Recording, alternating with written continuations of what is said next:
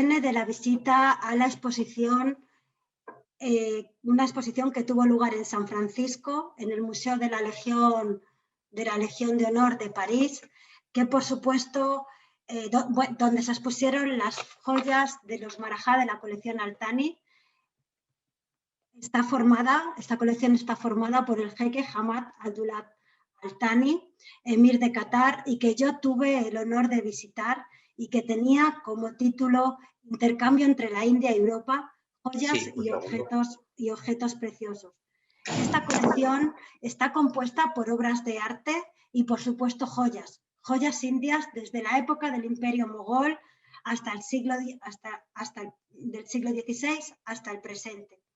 Esta exposición y esta adquisición de piezas es el reflejo cultural de los bienes de lujo producidos por el subcontinente indio y es el reflejo también de la variedad y la influencia que ha sufrido en las sucesivas generaciones, ya que la India ha sido dominada por diferentes culturas a lo largo de los siglos y los maravillosos objetos que han sido realizados no dejan de ser el reflejo de las diferentes dominaciones culturales, pero también, como vamos a ver, es el reflejo de la preservación de su carácter.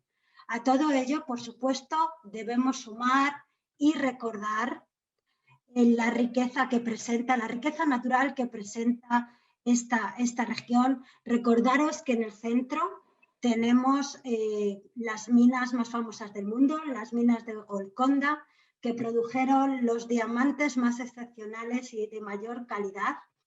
He traído 2 diapositivas del fuerte de Golconda en Hyderabad. También recordar que arriba en el norte tenemos Casimira, que produjo los zafiros del tono azul más hermoso. También los zafiros y los rubíes estaban disponibles en Sri Lanka.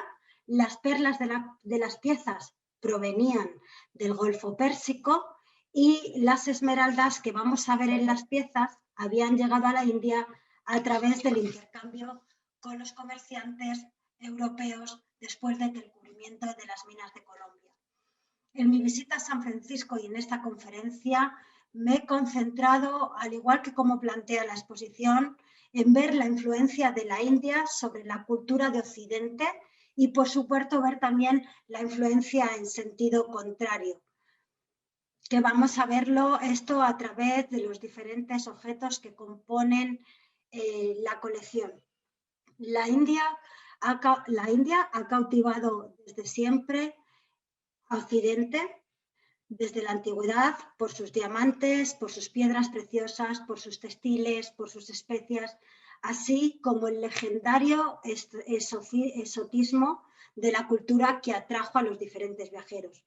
Esta interacción entre la India y Europa se remonta mucho antes del Imperio Mogol, que se establece allí en el año 1526.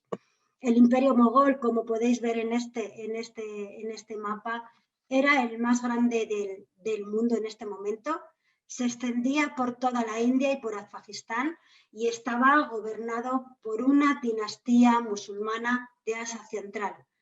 También era, por supuesto, la potencia económica más grande del mundo. Y en este momento los habitantes del viejo continente ya se sintieron atraídos por la India para llevar a cabo el comercio de textiles y de especias.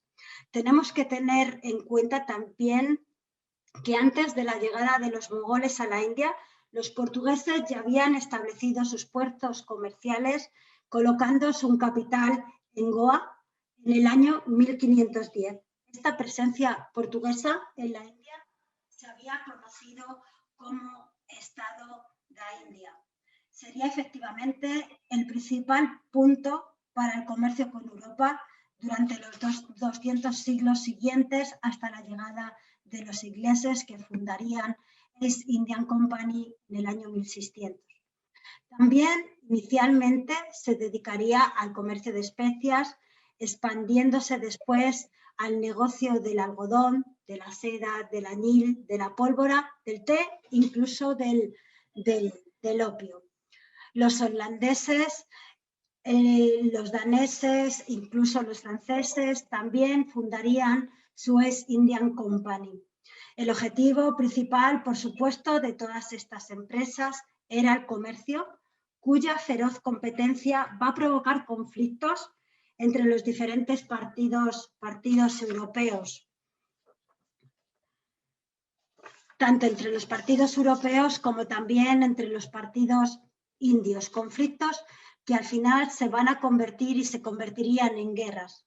Cuando el poder del Imperio mogol va a empezar a decrecer, en los siglos XVIII y XIX, estos puestos comerciales europeos van a aprovechar esta oportunidad para ampliar sus intereses y convertirse así en colonias muy considerables.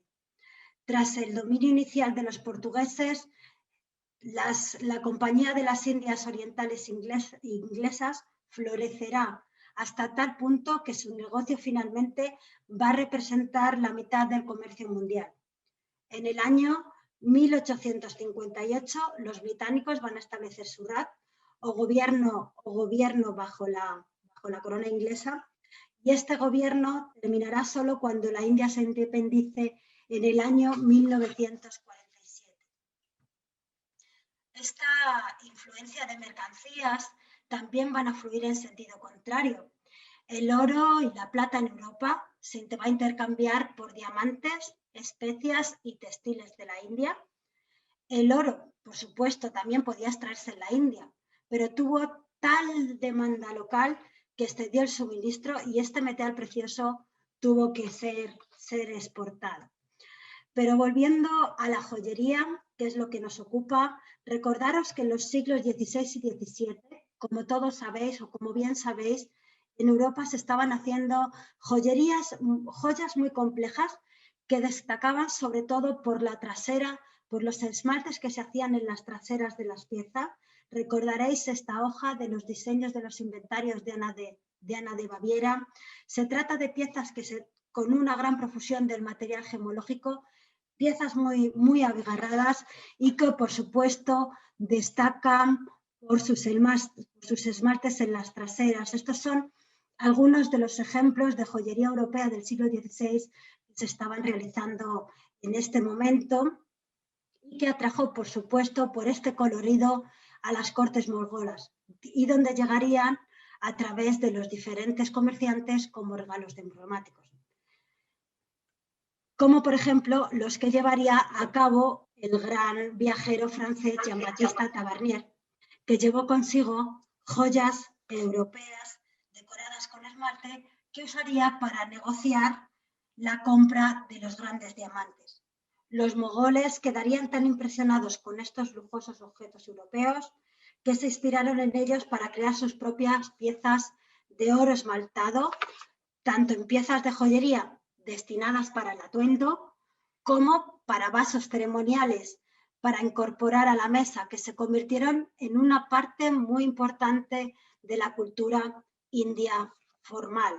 Así, por ejemplo, en este sentido, y lo que nos da reflejos esta miniatura, en esta miniatura vemos al gran emperador mogol, Jahangir. Sabemos por las diferentes fuentes que fue especialmente atraído por el arte, por el diseño y por la tecnología europea. Y en esta miniatura vemos una reunión entre él y el Shah I de Persia, donde se representan enfrente de una mesa donde se exhiben diferentes objetos. Destacan en este sentido esta jarra de diseño europeo, de diseño manierista, y también destaca en este sentido esta pieza que lleva este cortesano persa, que también lleva en la mano un halcón y que es una representación de Diana y el ciervo, que bien podía representar esto.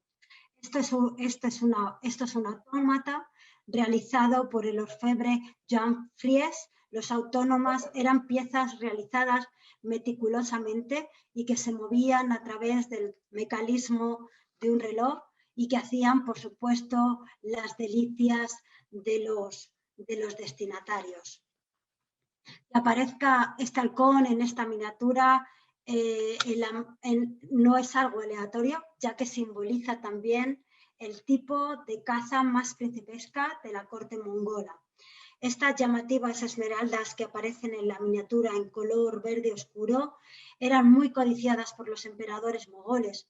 Provenían principalmente de fuera de la India y estaba comercializada, por supuesto, por los españoles a través de la portuguesa Goa. El verde era el color sagrado para los musulmanes, pues era el color del paraíso y por tanto las esmeraldas eran muy apreciadas entre los tesoros mogoles. Los diamantes que provenían de los cauces de los ríos y de las minas de Golconda luego fueron cortados y comercializados en las diferentes ciudades y en Europa donde las piedras eran talladas para extraer la mayor luz posible y para obtener la mejor refracción.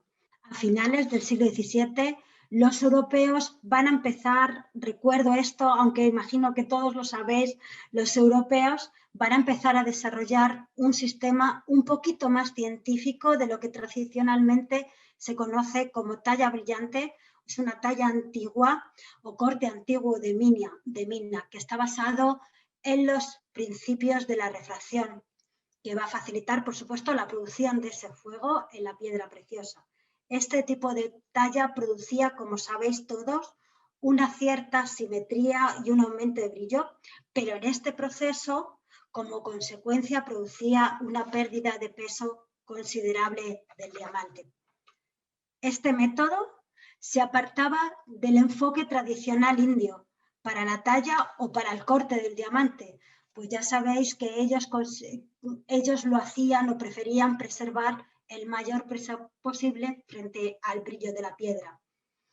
Y este tipo de diamante eran los que normalmente los europeos iban a intercambiar con la India. Tal fue el deseo de los emperadores mongoles de tener tallas de las gemas muchísimo más actualizadas y que se encontraran acorde con las tendencias europeas, que contrataron lapidarios venecianos y otros lapidarios europeos para trabajar en estas tallas, trayendo consigo técnicas muchísimo más occidentales a la India.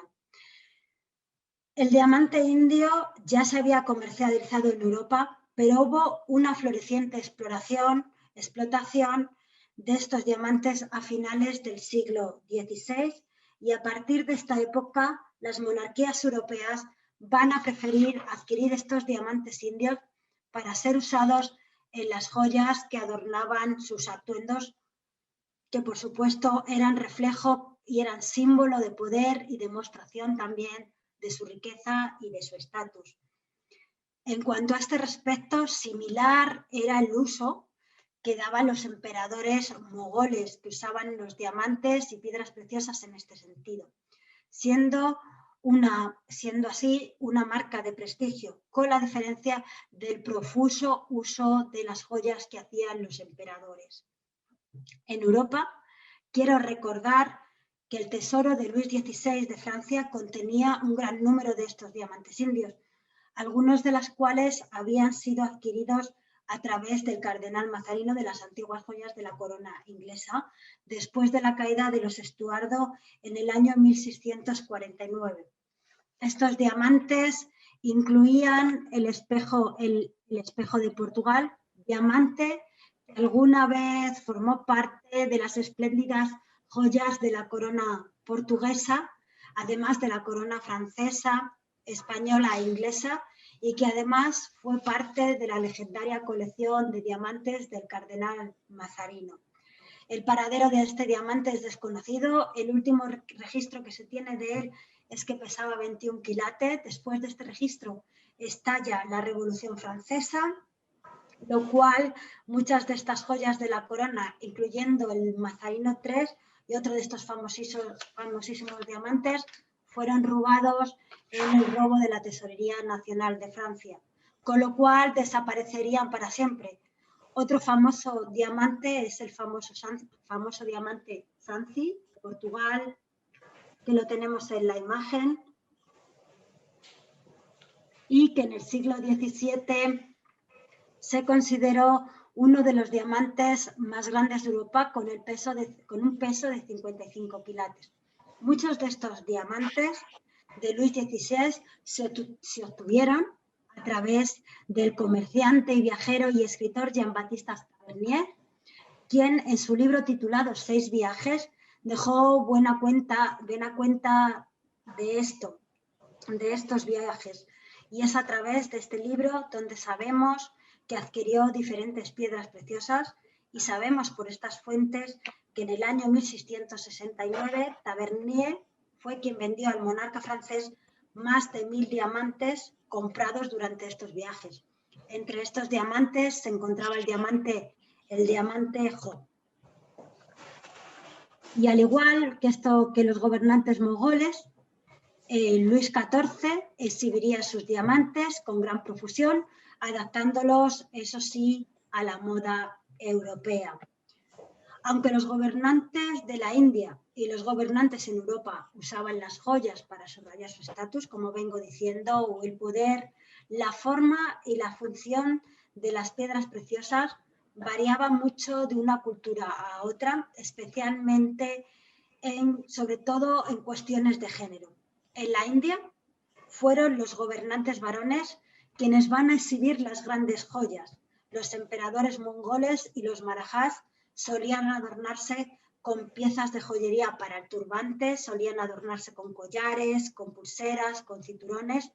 Situación que en Europa, con algunas diferencias, pero también con ciertas similitudes, eran adornos destinados al atuendo de las damas. Así, por ejemplo, las damas lucirían, como podemos ver en este retrato de esta joven María Antonieta, lucirían esta estilizada pluma, que en España la llamamos airón, y ella solía ser retratada con este tipo de adorno entre los años de 1970 a 1975. Esta pintura pertenece al año 1975. Y como podemos ver, este adorno de pelo guarda grandes similitudes con los adornos de los turbantes de los marajás de la India. Con esta disparidad de género entre Oriente y Occidente sobre el uso de la joyería, se va a producir un importante cambio a principios del siglo XX, cuando la reina consorte de Gran Bretaña, Alessandra de Dinamarca, va a exhibir una espectacular variedad de joyas en su coronación. Esta es la fotografía de su coronación en el año 1902, como podemos ver en esta imagen. La reina lleva, por supuesto, su corona y alrededor se adorna con infinitos collares de perlas y diferentes collares de diamantes a modo de ahogadera, como lo haría un marajá de la India. He traído esta fotografía del marajá de Patiala para que podamos ver la comparación. Este mensaje de la reina adornándose con toda esta parafernalia era un mensaje, por supuesto, intencionado. Pues, junto a su vestido, que había sido tejido y bordado en la India, el traje y las joyas de la reina Alessandra transmitían esa doble intención de ser consorte de Gran Bretaña y ser emperatriz de la India. Alessandra siempre había quedado fascinado con la India, sobre todo a partir del año de 1970, cuando su esposo, entonces príncipe de Gales, había visitado el país entre los años 1875 y 1876, junto con la declaración de la reina Victoria como emperatriz de la India. Los gobernantes indios le dieron al príncipe de Gales un gran número de diamantes como tributo durante esta visita. Esto era una costumbre y una tradición mogola, y estos eran destinados al adorno masculino. Normalmente estas piedras preciosas fueron engastadas para servir a las joyas de la reina para su coronación, creándose así nuevos collares para ella. Y lo que es más importante, se hizo esta nueva corona donde se engastaría el famoso diamante Koh-i-Noor en la parte delantera de ella. Diamante que daría para otra conferencia, pero que fue fuente de guerras y fuente de luchas y sobre el que recae una maldición donde todos los hombres que lo han tenido o han perdido sus tronos o han caído en desgracia. Según la leyenda, si el monarca es hombre, el diamante debe ser entregado a su esposa. La historia de esta maldición hacia el dueño del diamante data de un texto hindú que relata la primera aparición verificada del diamante en el año 1306. Y dice así: quien posea este diamante dominará el mundo, pero también conocerá todas sus desgracias. Solo Dios o una mujer pueden llevarlo con impunidad. Esta piedra histórica tuvo muchísimos propietarios, siempre masculinos. Tuvo muchos propietarios en la India, en Pakistán, Irak, Afganistán, antes de ser cedida a la reina Victoria en virtud del Tratado de Lorraine en el año 1849.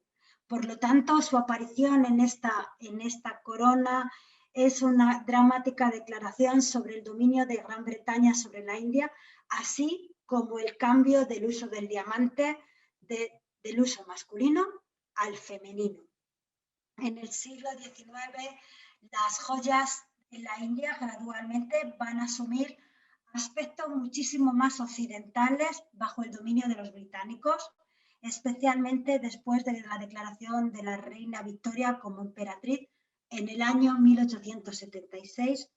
Las piezas ceremoniales indias, en particular los adornos de turbante y los collares hechos para los marajás, serán hechos por los joyeros de la corte india, continuarán recurriendo a las tradiciones mogolas, pero con una magnificencia y opulencia cada vez más creciente. Este trasvase cultural, que podría incorporar diseños europeos con las traseras y engastes abiertos y con una sujeción en garras, en lugar de usar las configuraciones tradicionales cerradas tipo Kundan, que este es el tipo de engaste tradicional indio y que poco a poco se venían usando y que vamos a ver en muchas de las piezas del Imperio Mogol de la colección Altani. También en esta línea de los modelos europeos, las joyas de diamantes indios también se montaron con configuraciones con cubierta de plata para mejorar la visión del tamaño de las gemas y en lugar de usar el oro amarillo, que era habitualmente lo que se usaba para las piezas tradicionales indias. Las joyas encargadas por los Marajat en esta primera mitad del siglo XX van a coincidir con el aumento de la fabricación de las joyas en Occidente, tanto para clientes europeos como para clientes estadounidenses. Y es en este momento cuando la joyería vendida a los marajás indios se hizo, o más bien se rehizo, mediante técnicas mucho más sofisticadas que se estaban desarrollando en este momento en las casas de la joyería europea. Esta imagen representa a Jacques Cartier en el Delhi Dubar del año 1911. La casa Cartier, que se fundó en el año 1847, empieza a presentar ajustes muchísimo más claros en platino, que empezaría a sustituir a la plata, a sustituir al oro y que les daba al final a la pieza un delicado acabado. Según las fuentes, y volviendo a la fotografía, Cartier tuvo sus primeros encuentros con los marajás indios en el momento de la coronación de Enrique VII en el año 1902, cuando el rey empieza a animar a esta empresa a establecer su primera sucursal extranjera en Londres. Jacques Cartier, quien finalmente estaría a cargo de Cartier Londres, asistiría al Delhi Dubar en el año 1911. Este es un gran evento que celebra la coronación del rey Jorge V y la reina María, donde empezará a observar el esplendor de la joyería que adornaba a la realeza india, y fue en este momento cuando él va a comprar algunas de las esmeraldas que va a usar después en su periodo Art Deco. Esta tienda de Cartier en Londres va a atraer a los marajás, quien a menudo van a llevar consigo una gran cantidad de diamantes y piedras preciosas para rehacer sus nuevas suites de joyería en sus visitas a Europa. Un claro ejemplo de esto es este collar hindú del año 1936, realizado por Cartier, París, y rehecho en el año 1973. Está compuesto por espléndidos zafiros, maravillosas esmeraldas, rubíes y diamantes. Como Cartier París, otras casas francesas como Boucheron o Van Cleef van a competir con los joyeros londinenses para el suministro de joyas para estos marajás indios y en particular para el marajá de Patiala a finales de la década de 1920. Sería Cartier quien realizaría también este espectacular adorno de turbante de diamantes conocido como Tiger's Eyes del año 1937, que sigue tradiciones indias de 1937, siguiendo los prototipos del rey Jorge VI, pero que se ve un estilo Art Deco, que era el predominante en la época, que se caracteriza por presentar piezas con bordes cerrados o enmarcados, con diamantes cortados en baguettes rectangulares y engastados todos ellos en un modelo altamente estilizado, colocándose alrededor de un diamante color coñac descubierto en el año 1913 y es una de las joyas de la colección Altani.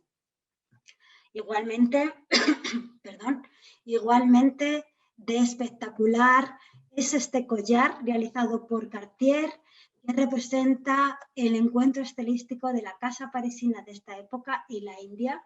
Es un maravilloso collar de diamantes y rubíes cuyo origen es Burma. Se realiza para el marajá de Nayamar, que fue un conocedor de gemas y muy amigos de Cartier.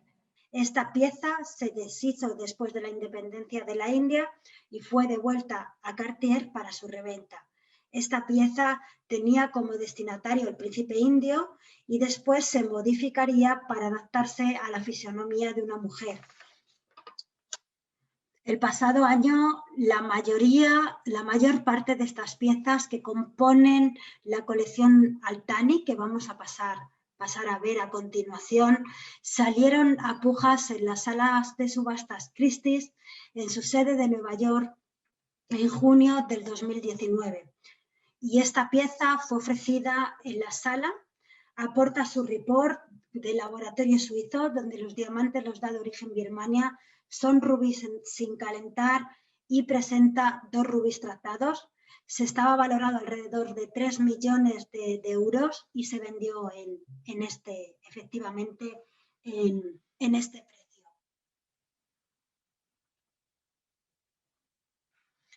Bueno, en la década de los años de 1920 y de 1930, como Cartier, otras importantes casas de joyería van a estar presentes en la fabricación de muchas de las joyas de estilo indio, donde se usaban piedras preciosas provenientes de la India y estaban destinadas para esta clientela europea y americana, como os he dicho antes. Así, Barkir Arpels va a elaborar este par de importantes tobilleras de inspiración india entre los años de 1926 y 1928. Estas piezas están basadas en las tobilleras indias tradicionales. Estas pulseras están hechas con una franja característica en estilo Art Deco de la época y donde cuelgan unas gotitas de esmeralda en relación con las tobilleras indias tradicionales. Y por supuesto, el estilo predominante es el estilo Art Deco europeo de la época. Este intercambio cultural entre las joyerías de origen europeo y estas inspiraciones indias las podemos ver hasta los años 50 del siglo XX. Esta colección Altani, fue creada por el jeque Serid Hamad Altani fue impulsada por su pasión, por el gusto y por el estilo de la joyería india de los diferentes periodos históricos que hemos comentado con anterioridad, teniendo especial interés en las joyas que pertenecen a la etapa de la corte mogola y por el interés en la profusión del uso de grandes gemas en la joyería india en las diferentes épocas, lo que refleja este mantenimiento de la tradición antigua propiamente india y la asimilación del gusto y las técnicas exportadas. Esta colección, como he venido mostrando, presenta joyas y artículos de lujo que abarca los diferentes siglos, ilustrando así el impacto del sabor real indio basado en la tradición mogola, el rat británico y el encuentro cultural con Europa. Antes de exponer todas estas piezas, esta colección fue una fuente de placer privado con una gran calidad ya desde las primeras adquisiciones. Así, entre las primeras adquisiciones de la colección se encontraba esta giga. Así, esta imagen podemos ver un raro ejemplo de uso del jade en la parte de abajo de la pieza. Es un adorno de turbante y vemos cómo si ampliamos un poco, o yo que lo pude ver en directo, podemos ver cómo la espinela central empieza a tallarse o a facesarse de una manera muy fina. Este adorno de turbante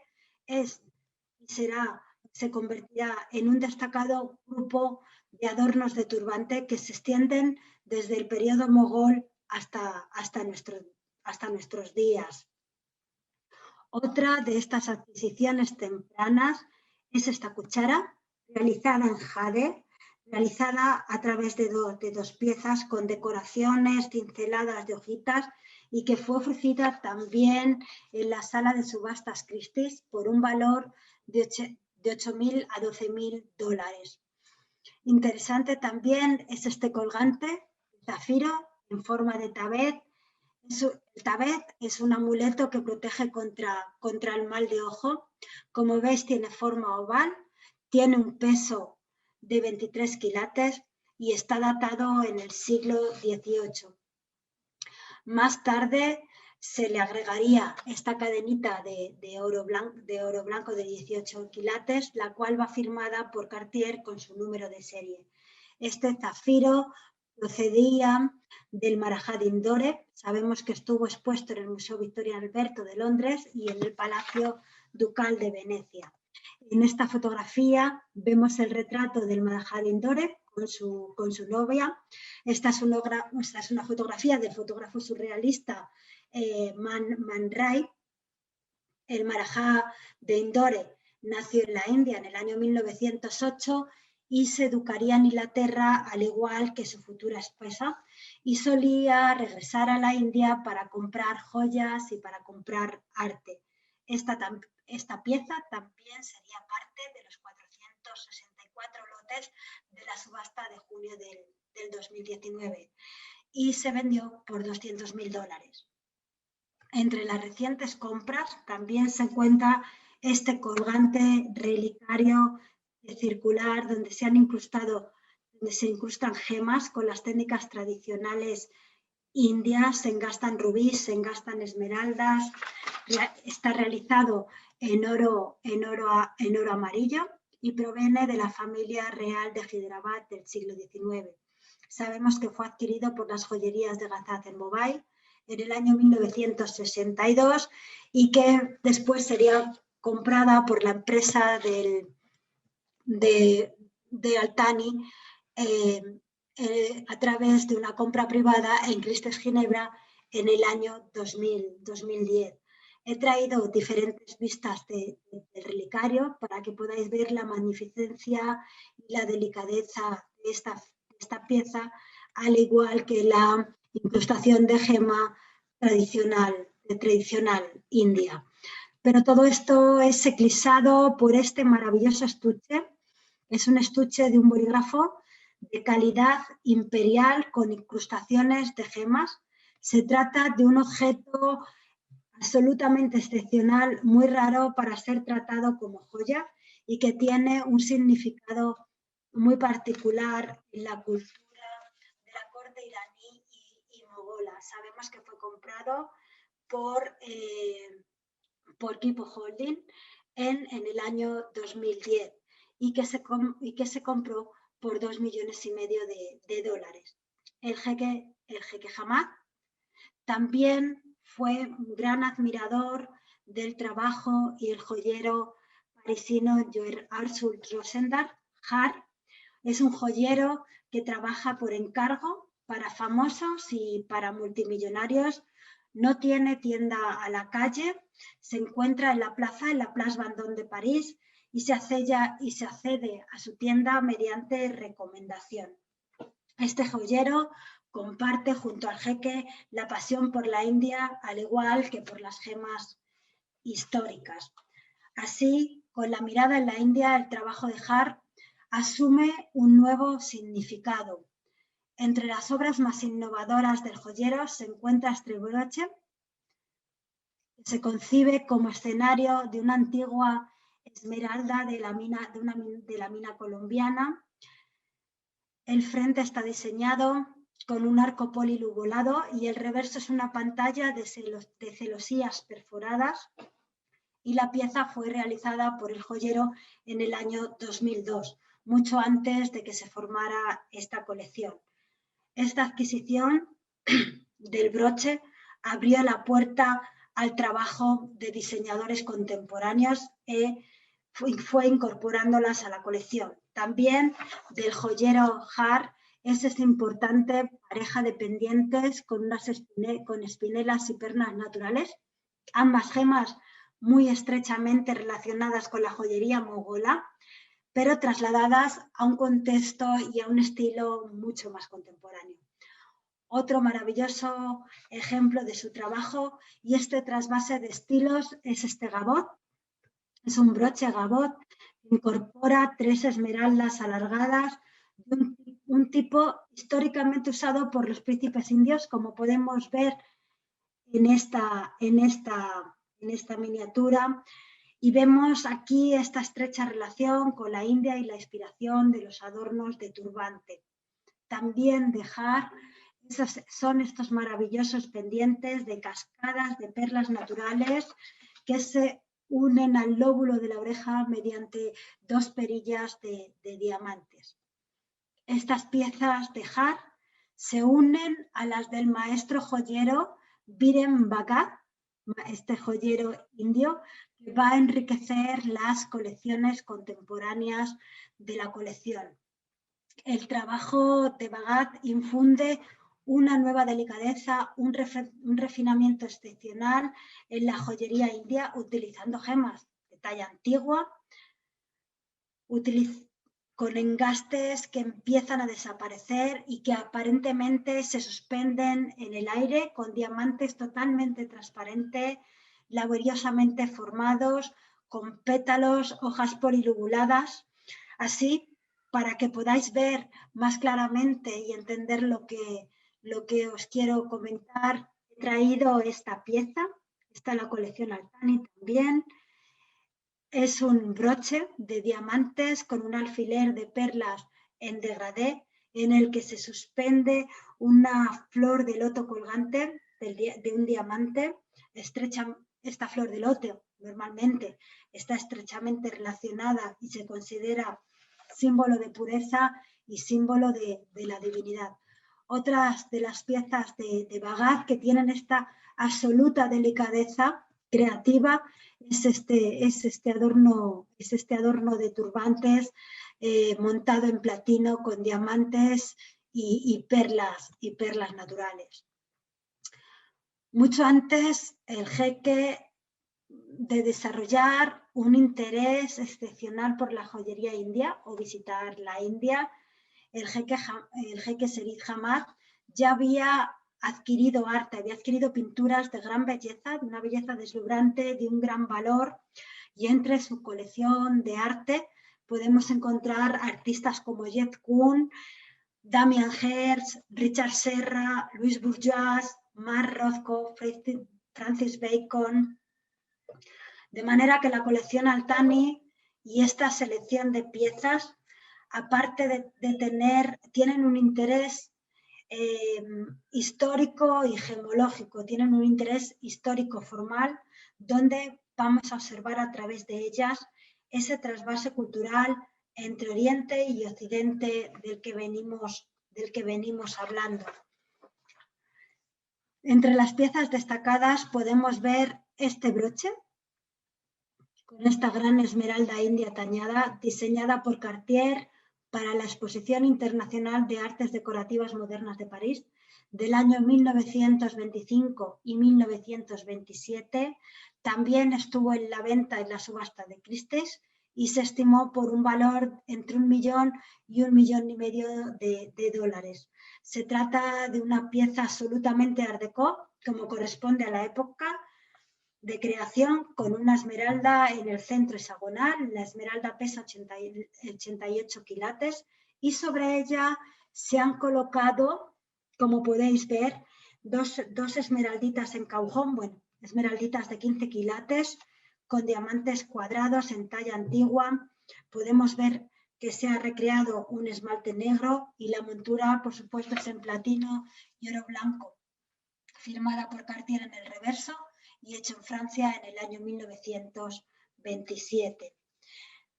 La inspiración que encontró Cartier en la joyería india tradicional es evidente en este magnífico pasador de doble clic, que se basa, como podéis ver, en las formas del adorno de turbante de los emperadores del siglo XVIII y que también estuvo presente en la subasta neoyorquina. O en este fino broche de este estilo llamado Tutti Frutti, porque se llama así debido a la similitud visual con el caramelo duro, y que fue vendido por $530,000 en la subasta de Christie's, Nueva York.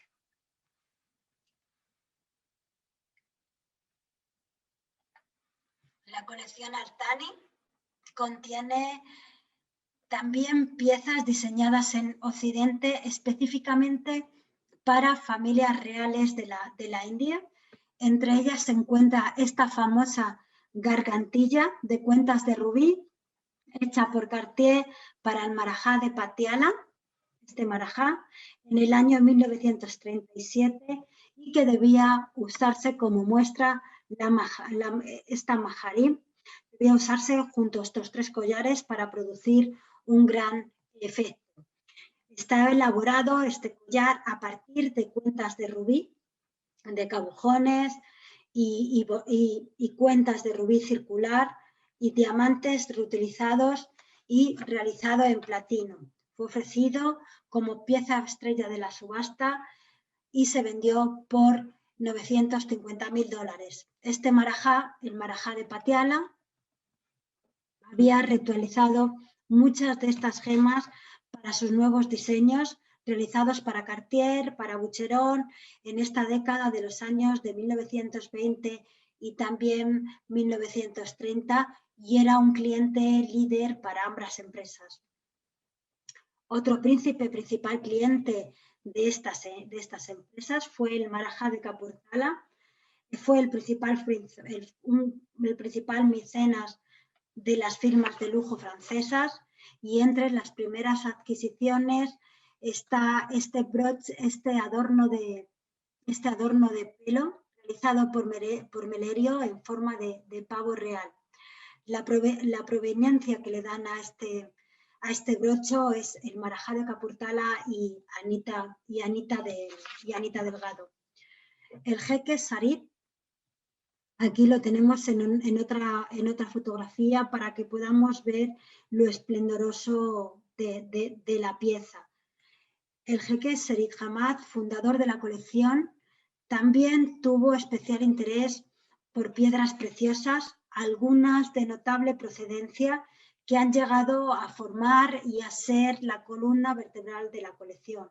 Entre ellas se encuentra el diamante Arcot, uno de los diamantes en forma de pera dados por Nayat de Arcot a la reina Charlotte y luego montado en las joyas de la corona de Jorge IV.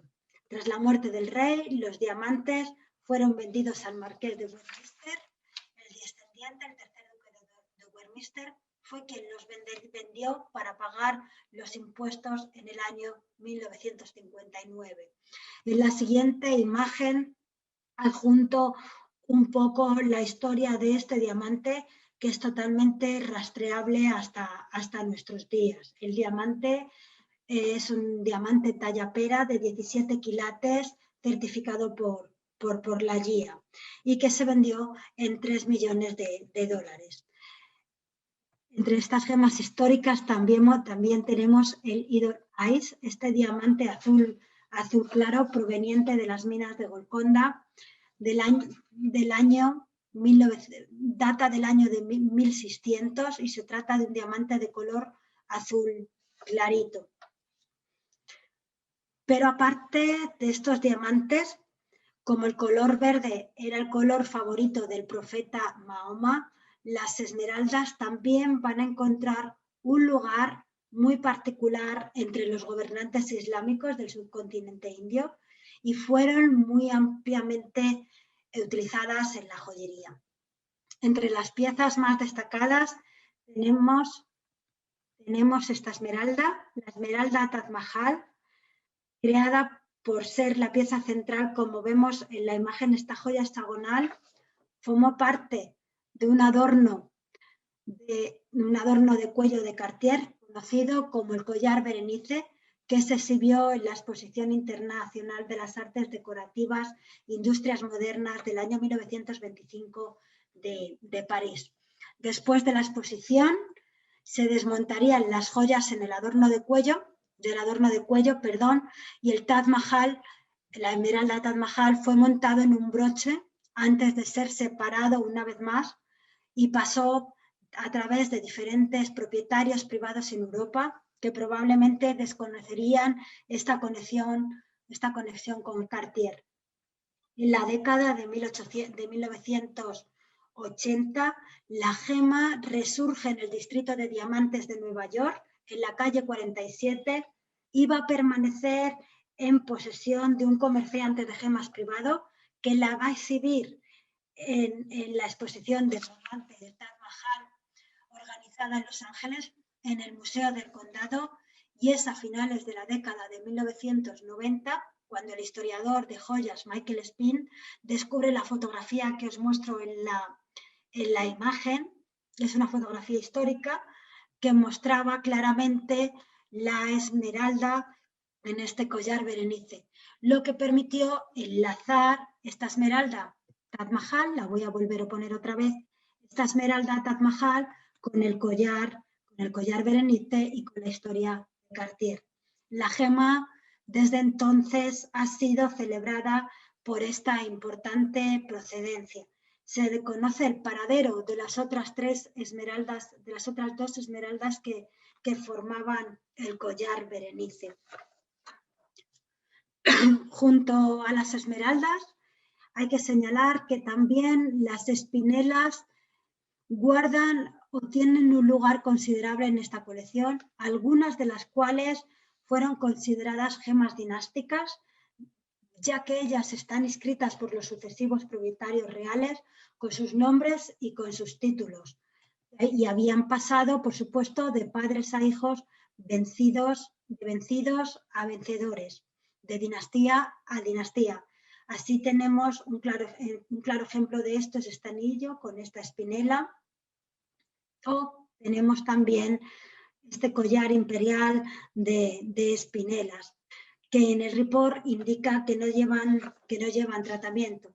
Este collar sabemos que fue rehecho, pero las espinelas están documentadas en el siglo XVII.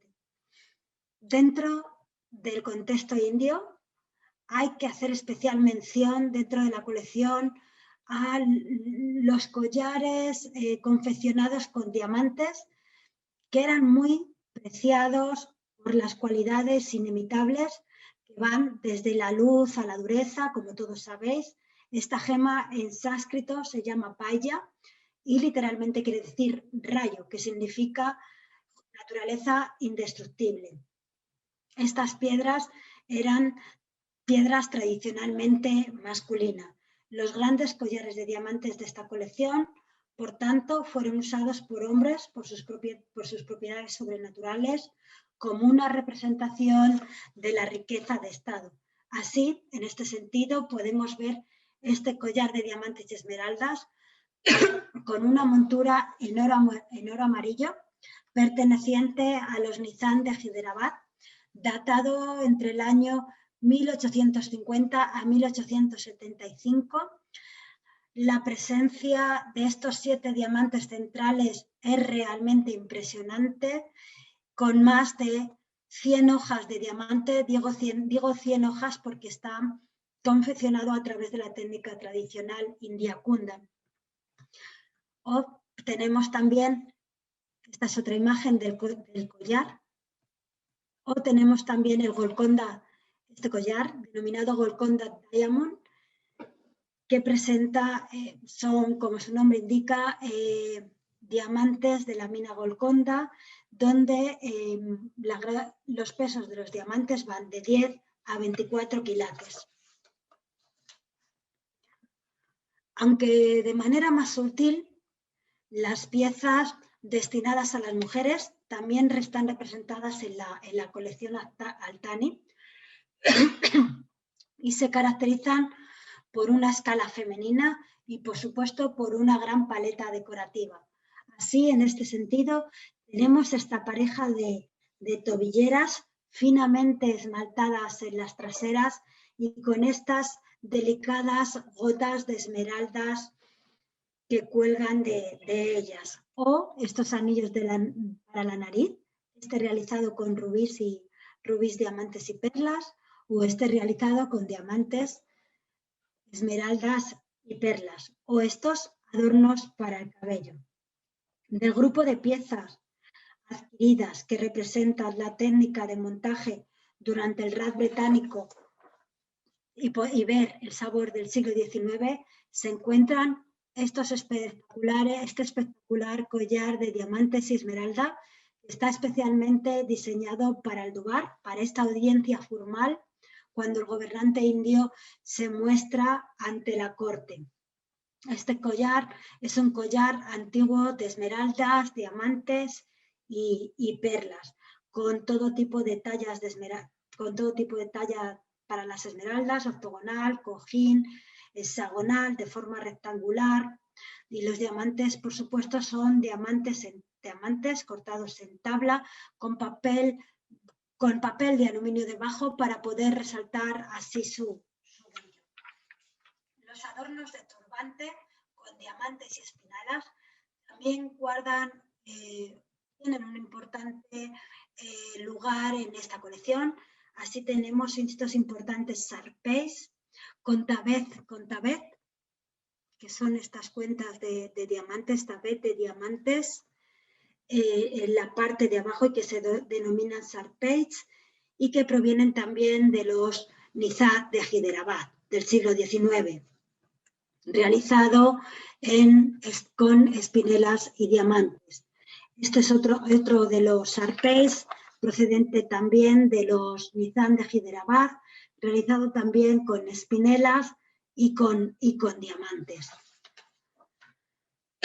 Pero esta colección no solo tiene piezas destinadas para el adorno del atuendo, sino también tiene piezas relacionadas con el tiempo, relacionadas con la parafernalia de la cultura de la corte y que también se fueron incorporando a la colección. Tenemos piezas destinadas a los placeres de tomar pan o a los placeres de fumar pipa. Así os puedo mostrar este contenedor de pan procedente también de Hyderabad, compuesto por un contenedor grande de pan y 8 cajitas más pequeñas en una bandeja, toda ella ajustada, donde se han gastado diamantes en una base de esmalte verde. El interior de las cajas no está decorada, solo es la parte exterior la que se decora. O también esta colección tiene la suerte de contar con esta base de cachimba esférica realizada en jade con incrustaciones de rubí, tratándose de un objeto excepcionalmente excepcional y raro, realizado con jade, incrustaciones de diamantes y esmeraldas, enmarcadas toda ella por un hilo de oro y datado en el año 1740. Este es un grupo de objetos cuya procedencia puede rastrearse de forma segura hasta el propietario original. También he traído unas poquitas piezas para que podamos ver lo que estaban realizando los orfebres del sur en la India y que por supuesto pertenecen a la colección Altani. Así tenemos este trono del Muad Siput Sultán, o esta cajita de oro, o este anillo de halcón con incrustaciones de rubíes y de esmeralda. Pero entre las piezas más preciadas de la colección se encuentra esta pequeña daga con una empuñadura de jade tallada que perteneció al Sansanab y que suele ser representada en sus retratos. Este emperador fue muy amante de las gemas más finas y el pomo de esta pieza está tallado con una cabeza de joven exótico, claramente inspirada en representaciones renacentistas.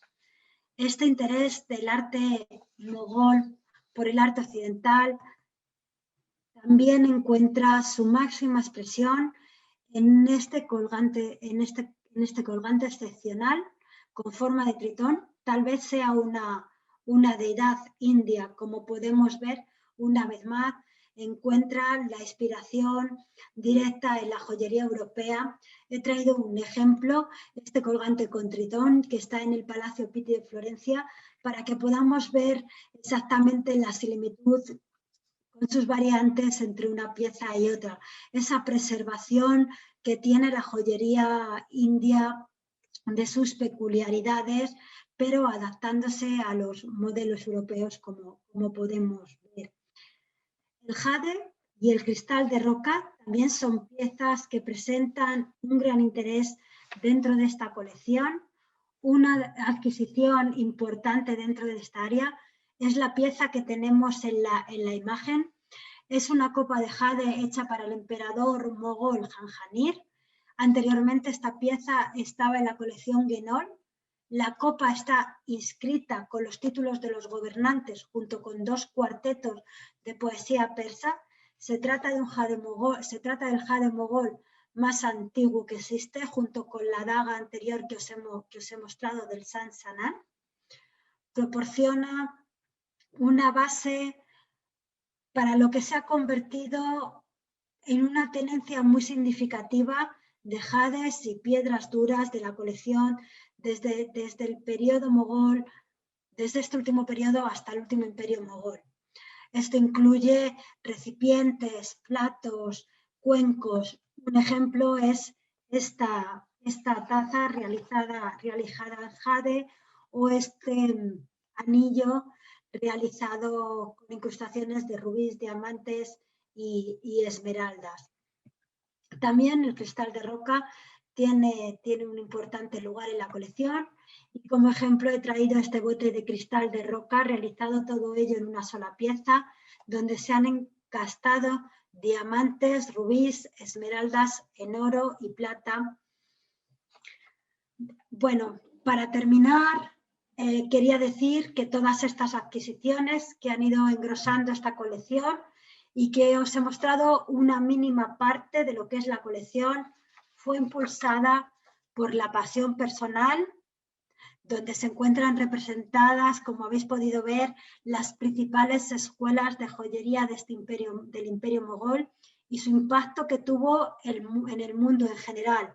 Estas joyas de los marajás, como os he venido contando, fue vendida el 19 de junio del 2019 en la sede de Nueva York, en Christie's, tras una gira organizada por la sala de subastas en Londres, Shanghái, Ginebra, Hong Kong, además de la exposición, por supuesto, en Nueva York.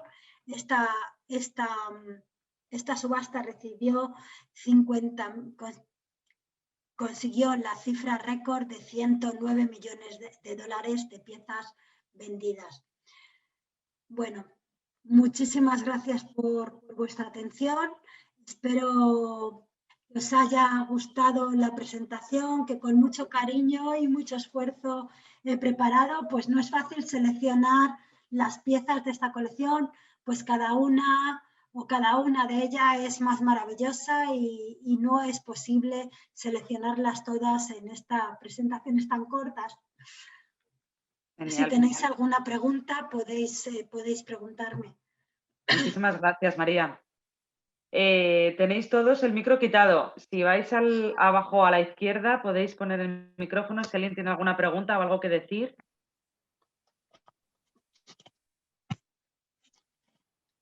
María, ¿se me oye? Sí, muy buenas tardes, José María. ¿Se me oye, María? Se te oye perfectamente, José ¿Qué tal? María. Oye, muchas gracias. Estupendo. Muchas gracias por tu conferencia tan interesante sobre esta magnífica